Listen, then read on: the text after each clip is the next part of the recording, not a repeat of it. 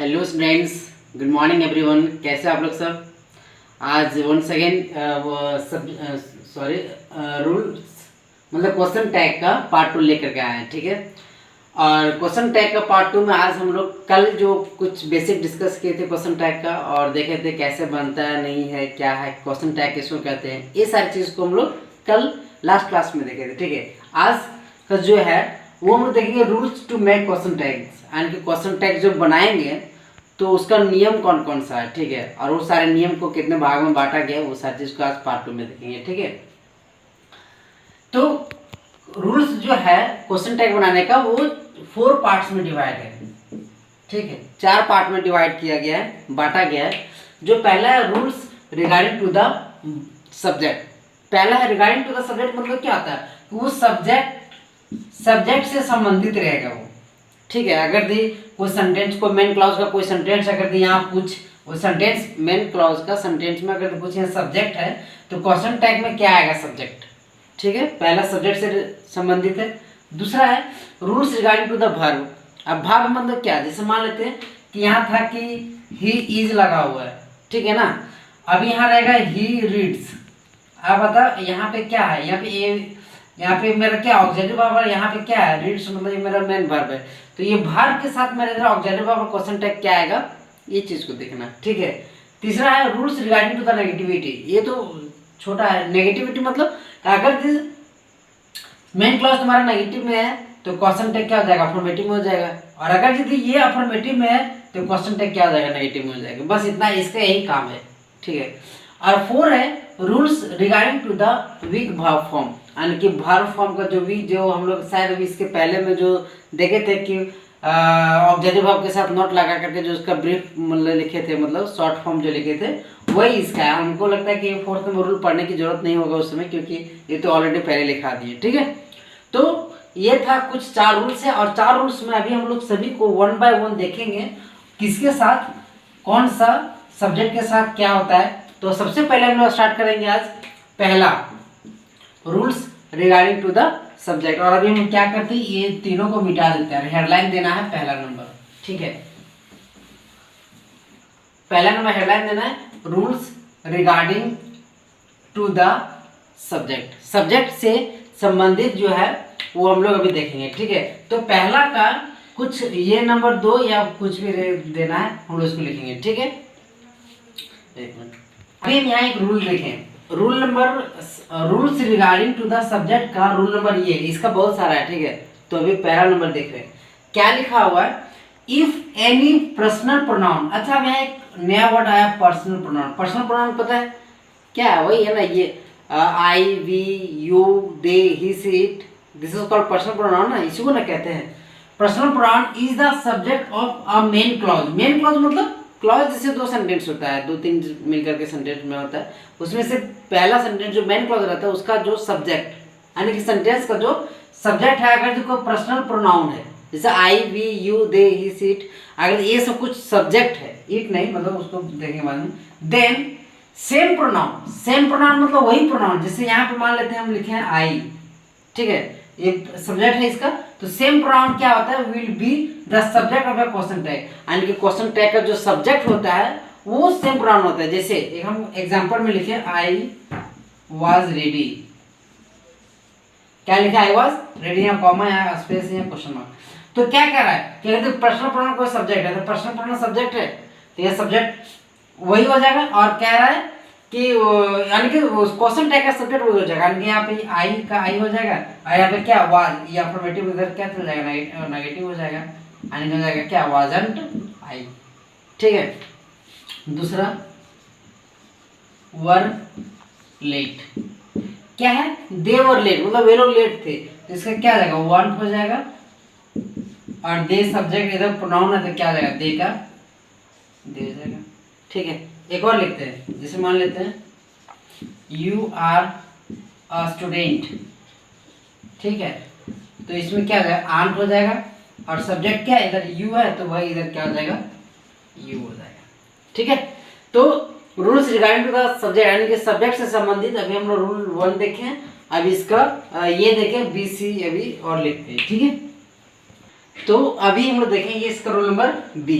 ठीक है, पहला में देख लिए, आप बी में क्या है देखते हैं। ठीक है, कह रहा इफ दिस और दैट, समझना पहले क्या लिखा हुआ है, दिस और दैट। अगर दिस और that is the subject of main clause, अगर यदि मेन क्लॉज का सब्जेक्ट, सेंटेंस का मेन क्लॉज का सब्जेक्ट अगर दिस और दैट है, तो क्वेश्चन टैग जो होगा वो सब्जेक्ट, जो क्वेश्चन टैग का सब्जेक्ट होगा वो क्या होगा, इट होगा। और अगर ये दीज और दोज है, सबसे पहले चीज समझो, दिस और दैट ये तुम्हारा सिंगुलर है, ठीक है, और दीज और दोज ये जो है ये क्या है, मेरा प्लूरल है, यहाँ थोड़ा सा समझना है। ठीक है, तो then they will be the subject of question tag. अब यहाँ पे एक चीज समझना है कि अगर दीज और दोज है तो यहाँ सब्जेक्ट क्या हो जाएगा मेरा, क्वेश्चन टैग में दे हो जाएगा, और अगर दिस और दैट है तो क्वेश्चन टैग क्या हो जाएगा मेरा, यहाँ पे इट हो जा रहा है। क्यों हो रहा है, सबसे पहले समझना है कि जब भी क्वेश्चन टैग में जो सब्जेक्ट जाता है ना, कोई प्रोनाउन जाता है। ठीक है, अगर ये प्रोनाउन जाएगा तो दिस और दैट सिंगुलर है, तो थर्ड पर्सन सिंगुलर में से अगर देखिए कोई नॉन लिविंग थिंग में तो क्या आता है, इट ही आएगा। और दिस और दो तो ये प्लुरल है, तो प्लुरल में नॉन लिविंग थिंग में कुछ नहीं आता, इसलिए उसके साथ भी क्या आएगा, दे ही आएगा। ठीक है, जैसे मान लेते हैं, लिखते हैं कि this is difficult, this is difficult. अब क्वेश्चन देना है, क्वेश्चन मार्क। अब बताना ये दिस सब्जेक्ट क्या है, दिस, तो दिस के लिए हम लोग क्या लगाएंगे, इट लगाएंगे, और यहाँ इज है तो इसका क्या हो जाएगा, इजेंट हो जाएगा, और इट का यानी कि दिस का क्या हो जाएगा, इट हो जाएगा, यानी कि isn't it, this is difficult isn't it, या क्या है, डिफिकल्ट है ना, ऐसा हम लोग बोलेंगे। ठीक है, और लिखते हैं that was easy, question mark, एक मिनट थोड़ा सा, वाज इजी, कॉमा देना है यहाँ पे, क्वेश्चन डैश क्वेश्चन मार्क, तो यहाँ वाज है, क्या हो जाएगा इधर, वाजन हो जाएगा, और दैट का भी क्या आएगा मेरा, इट आएगा।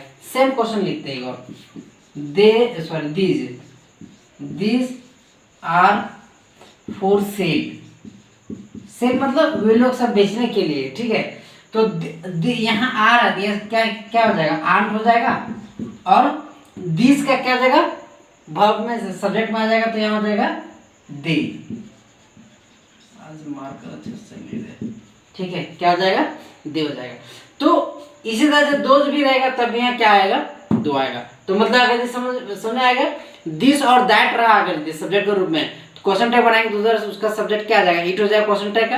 और अगर दिस और दोज रहा, दिस दोज रहा, तो उसके लिए क्वेश्चन टैग क्या आ जाएगा मेरा, दे आ जाएगा। ठीक है, ये था कुछ सेकेंड रूल, और अभी नेक्स्ट रूल देखते हैं। ओके, तो अभी हम लोग देखते हैं रूल नंबर सी, या सी लिखे रूल, क्या लिखा हुआ है कि if the subject of main clause, अगर यदि कोई मेन क्लॉज का जो सब्जेक्ट होता है वो एवरीबडी, ठीक है, somebody, nobody, anybody, everyone, someone या नो वन और एनीवन है, तो question they will be the subject of question tag, यानी कि क्वेश्चन टैग का जो सब्जेक्ट होगा वो क्या होगा, दे होगा। अब इसमें से एक चीज बताते हैं।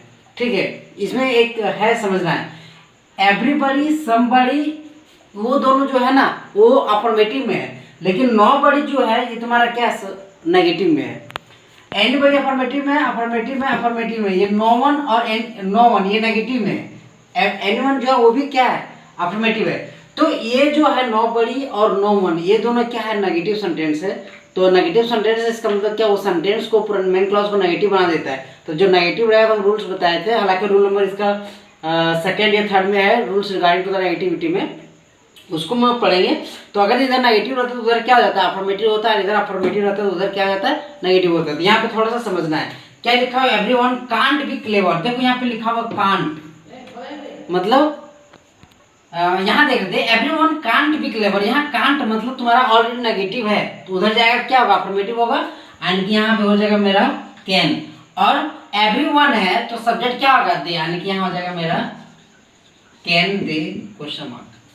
ठीक है, क्या है, नोबडी हैज चैलेंज्ड यू, तो नोबडी, अब नोबडी यहाँ लिखा हुआ है ऑलरेडी नेगेटिव में, यहाँ डैश है, अरे यहाँ अब बता यहाँ पे क्या होगा, यहाँ हो जाएगा तुम्हारा हैव दे। अच्छा अभी तक पढ़ा होगा, क्या पता है, यहाँ हैज है ना, तो फिर यहाँ भी हैज आना चाहिए, वही आता है, लेकिन हैव क्यों होगा, इसलिए होगा क्योंकि यहाँ पे मेरा सब्जेक्ट क्या है, दे है, इसलिए उसके साथ क्या लगता है, हैव लगता है। एंड नो वन है, नो बड़ी, इसके लिए यहाँ पे क्या हैज लगा है ना, यहाँ नो बड़ी इसके लिए हैज लगा। हम लोग सब्जेक्ट वाला एग्रीमेंट में देखे थे कि नो बड़ी, सम बड़ी, ये सारे जितना चीज होता है तो वर्ब क्या होता है वहाँ पे सिंगुलर होता है, इसलिए नो बड़ी के साथ यहाँ हैज लगा। लेकिन कि यही अगर इधर आ जाएगा तो दे के साथ क्या लगेगा, यहाँ पे हैव लगेगा।